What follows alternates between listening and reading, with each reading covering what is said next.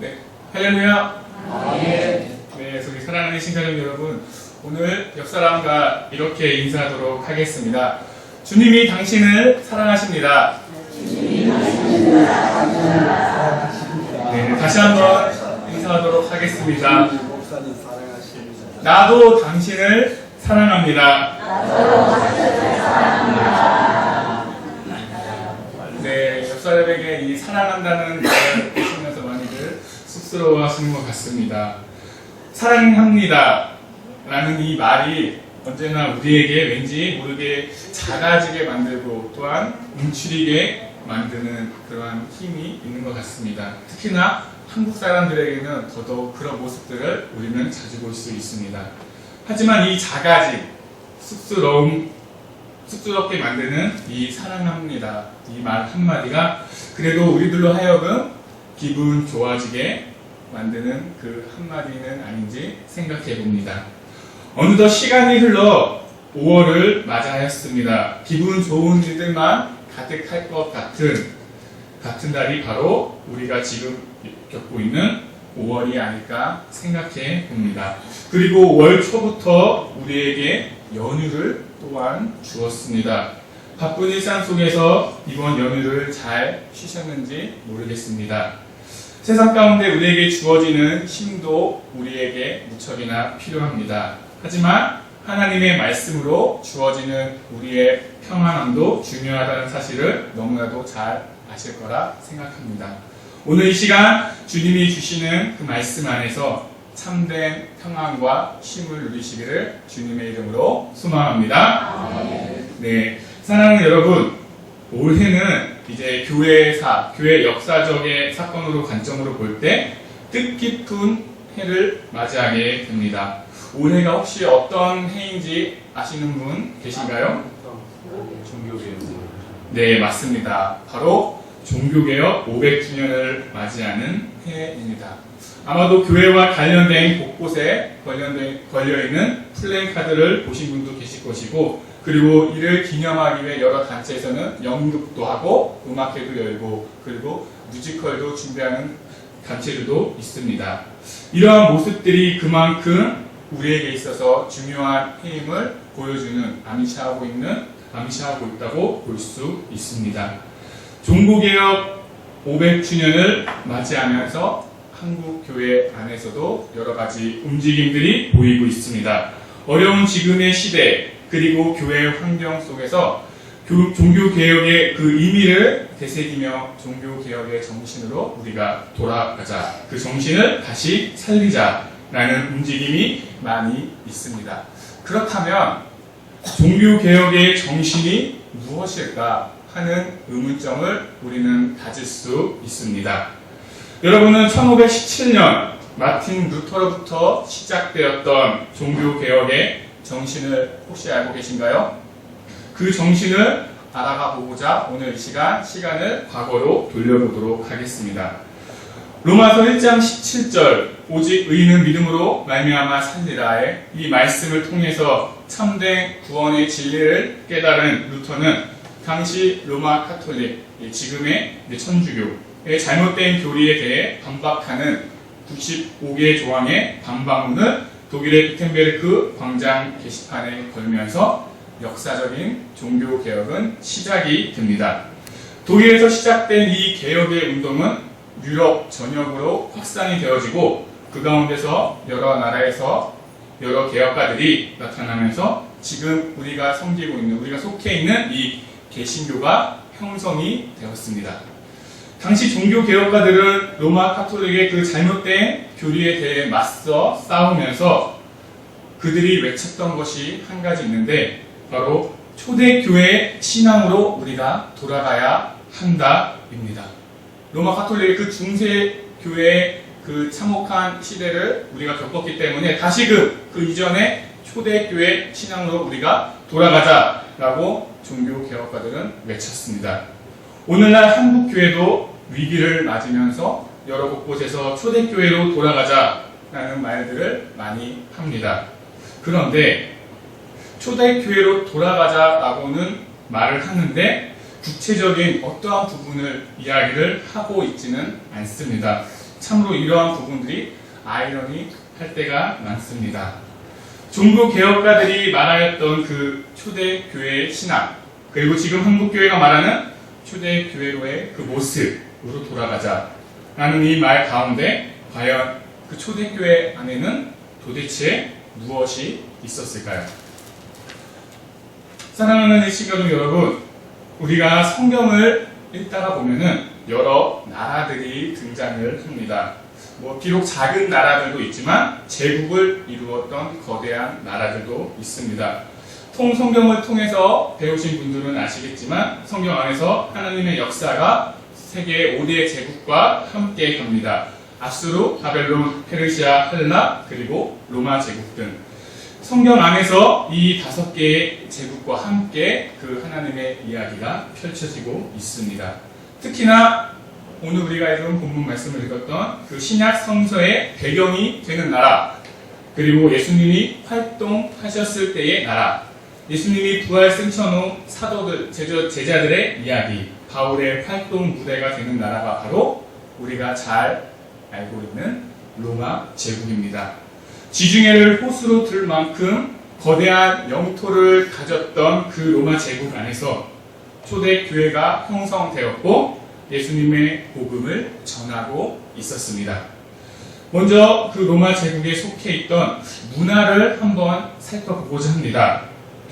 로마는 4개로 분열되었던 헬라 제국의 영토를 모두 흡수합니다. 그리고 헬라 제국이 가지고 있던 그 헬라 문화마저 그대로 수용하면서 자신들의 문화와 융합을 하게 되는데, 그러면서 나타난 문화가 바로 그리스 로마 문화입니다. 아마 학창시절 때 그리스 로마 신화에 대한 이야기들을 많이 즐겨보시고 또 많이 들으셨을 것입니다. 그리스 로마 문화, 그 안에서의 로마 제국은 바로 다신 국가입니다. 우리처럼 유일하신 하나님만을 믿는 것이 아니라 여러 신들을 믿는 다신 국가였습니다. 어떠한 신도 인정을 해주는 그러한 제국이 바로 로마 제국이었습니다. 오늘날로 말하면은 종교의 자유가 있는 나라가 바로 로마 제국이었어요. 그래서 당시 예수님을 믿는 그리스도인들은 로마 제국이 자체적으로는 방해를 받지 않았습니다. 그들에게 있어서 예수님, 하나님은 그저 여러 신들 중에 하나일 뿐이었기 때문이죠. 그래서 그 신들은 예수님과 하나님을 인정해 주었습니다. 우리가 이제 신약 성서, 사도행전이나 바울 서신들을 읽으면서 볼 때 예수님을 믿는 사람들이 로마 제국의 박해를 받았다라는 그 기록은 아마 보시지는 못하였을 것입니다. 그러한 배경이 있었기 때문에 바울과 예수님의 제자들 및 그 많은 그리스도인들이 거대한 로마 제국 안에서 복음을 전할 수 있었습니다. 그러던 어느 날 AD 64년 로마에 대화재가 일어나면서 로마시의 절반이 불에 타 없어집니다. 당시 제국의 황제였던 네로는 대화재의 주범으로 몰리게 되고 황제의 자리까지 위협을 받게 되자 그 위기를 벗어날 방법을 찾던 중 그리스도인들을 방화범으로 지목을 합니다. 그리고 그때부터 로마 제국의 기독교를 향한 박해가 시작됩니다. 이때부터 시작된 그 제국의 그리스도인들을 향한 박해는 약 250년이라는 시간 동안 계속되었고, AD 313년 로마 제국의 황제 콘스탄티노플이 기독교를 로마의 국교로 공인하면서 박해는 끝이 납니다. 예수님의 부활 승천 후 제자들과 바울의 활동부터 313년 기독교가 로마의 국교로 공인되는 이 순간까지를 이제 교회사 역사적으로 볼 때 초대교회로 분류를 하고 있습니다. 우리는 이 초대교회의 역사에서 중요한 사실을 한 가지 발견할 수 있습니다. 지중해를 호수로 여길 만큼 거대한 로마 제국이 기독교를 국교로 공인하면서부터 하나가 되어집니다. 즉, 통일성을 가지는 제국으로 변하게 됩니다. 로마 제국의 영토는 유럽을 포함하여 지금의 중동 지역과 함께 밑으로는 아프리카 지역까지 다양한 민족의 부류들이 공존하는 제국입니다. 피부의 색깔도 다르고 지역 고유의 문화도 다르다 보니 그들을 하나로 묶기에는 엄청난 노력이 필요했고 쉽지 않은 일이었습니다. 그런데 기독교가 로마의 국교가 되면서 그 거대한 그 로마 제국은 기독교를 중심으로 하나가 됩니다. 놀라지 않습니까? 기독교는 250년 동안 로마 제국의 박해를 받던 종교였습니다. 황제에 따라 박해의 정도가 달랐지만 어쨌든 박해를 피해서 숨어 있어야 했고 밖으로 나온다는 것은 목숨을 내거는 일이었습니다. 그들이 모여서 로마 제국을 향해 무언가를 할 수 있다는 것은 있을 수가 없는 상황입니다. 그런데 그런 기독교가 제국의 국교가 되어지고 제국을 하나로 뭉치게 하는 역할을 감당합니다. 당시 로마 사회 안에서도 이 역사적인 이 사실이 너무나 놀라워 예수님을 믿는 그 그리스도인들에 대해서 그리고 그들이 가지고 있는 그 종교 기독교에 대해서 알아보기 시작합니다. 과연 그들에게는 무슨 힘이 있기에 이러한 일들을 가능하게 만든 것인가 하는 것입니다. 사랑하는 신가족 여러분, 여러분들이 보시기에는 그 힘이 무엇이라고 생각하십니까? 초대교회 안에는 바로 사랑이 있었습니다. 아마 의아해하시는 분들도 계실 것 같습니다. 사랑, 예수 그리스도를 믿고 그 안에서 주어진 그 은혜와 사랑 안에서 초대교회는 언제나 나아갔습니다. 예수님의 제자들과 바울 등 사도들의 가르침 속에서 많은 이들이 예수님을 알게 되고 그 가운데 믿게 되었고 그리고 그리스도의 사랑이 싹틔우게 됩니다. 그리고 그것으로 그치는 것이 아니라 그들은 삶 속에서 그 사랑을 전하고 나누면서 살아갔습니다. 예수님의 가르침대로 그리고 예수님께서 하셨던 그 말씀대로 말이죠.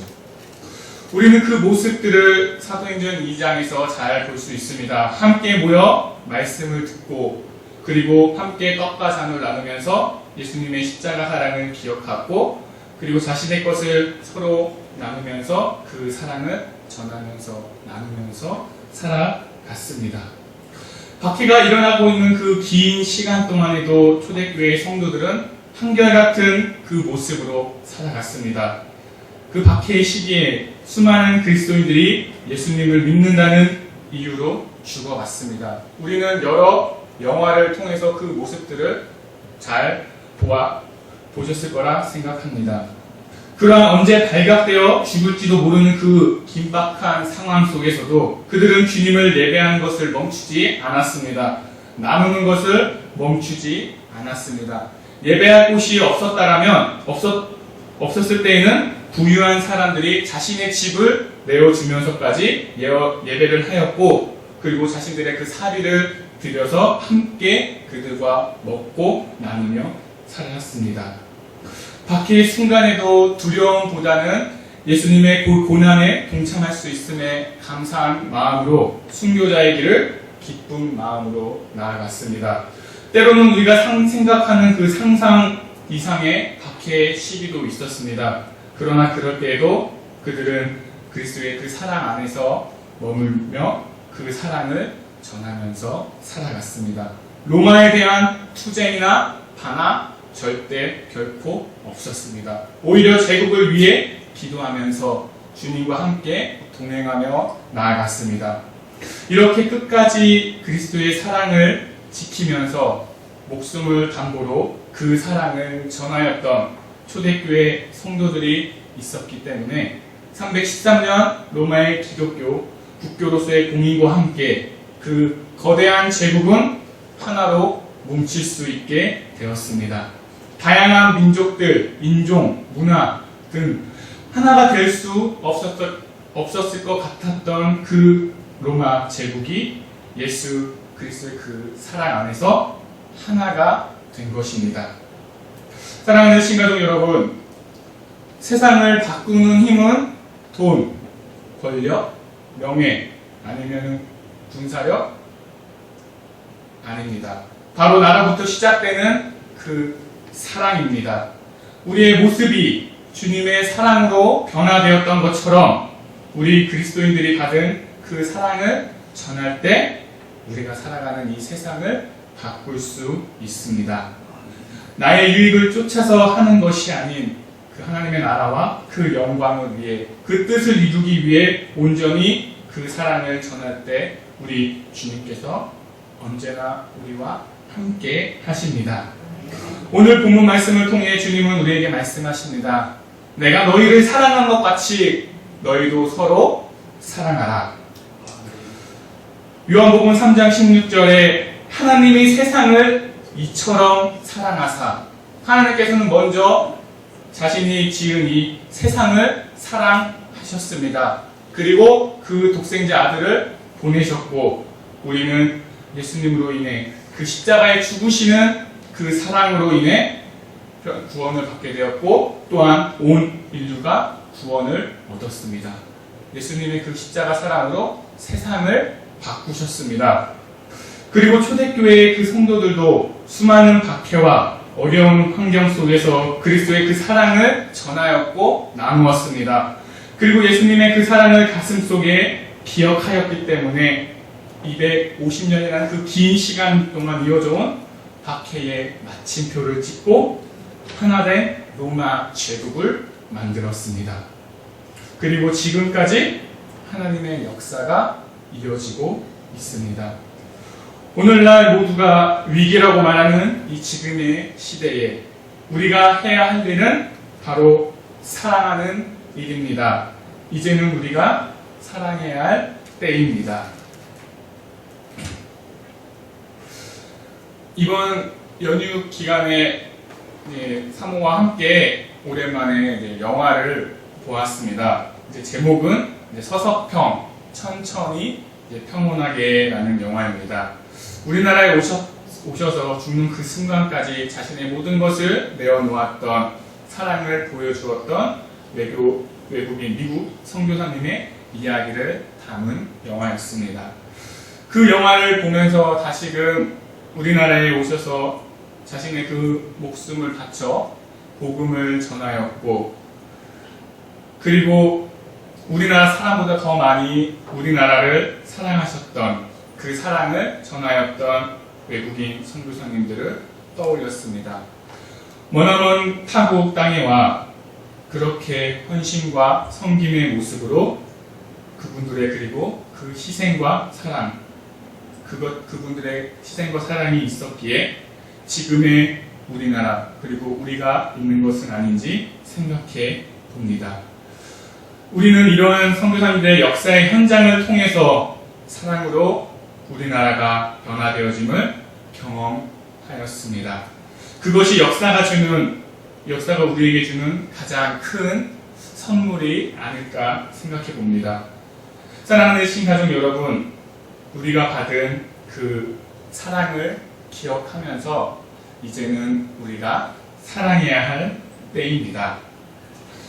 그리고 마지막으로 제가 상호랑 연애를 할 때 한 가지 약속을 했던 것이 있습니다. 그것이 무엇이냐면, 저는 가진 것이 많이 없기 때문에 당신에게 좋은 가방도 좋은 보석도 사줄 수 없습니다.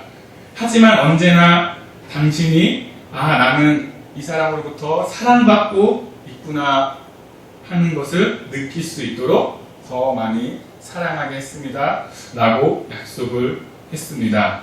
언제나 그 약속을 가슴속에 기억하면서 열심히 사랑하고 있는데 본인은 어떻게 느껴지실지 저는 참 모르겠습니다.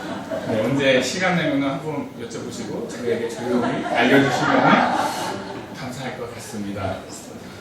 사랑하는 시간 여러분, 5월은 가정의 달입니다. 참으로 사랑하기 좋은 달입니다. 내 주위에 있는 아내, 남편, 그리고 내 자녀들, 그리고 손녀, 손주, 손녀들, 지금보다 더 많이 사랑해 보는 건 어떨까요? 그리고 가족과 더불어 내 주위에 있는 사람들 또한 사랑하는 우리 일신가족 여러분들이 되어지기를 주님의 이름으로 소망합니다.